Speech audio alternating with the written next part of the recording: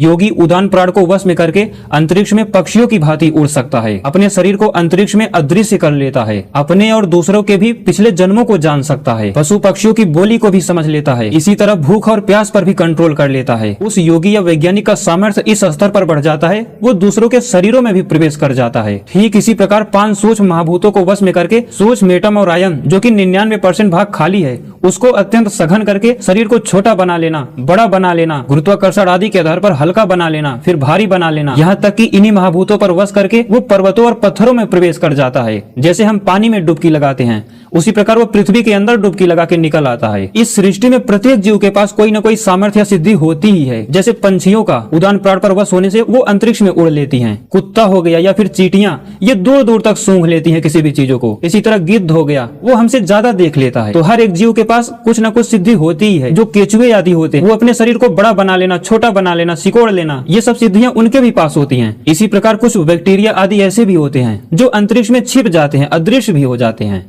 ये सब अलग अलग जीवों में जो एक एक प्रकार के गुण मैंने बताए। योगी इतना यहाँ पर विशेष हो जाता है, इन्हीं सब चीजों को योगी एक साथ प्राप्त कर लेता है। वेद व्यास जी तो यहाँ तक कहते हैं महाभारत में, योगी नई नई अलग अलग धातुओं का निर्माण कर लेता है। अपने पैर के अंगूठे या हाथ की अंगुली से पृथ्वी को कंपित कर सकता है।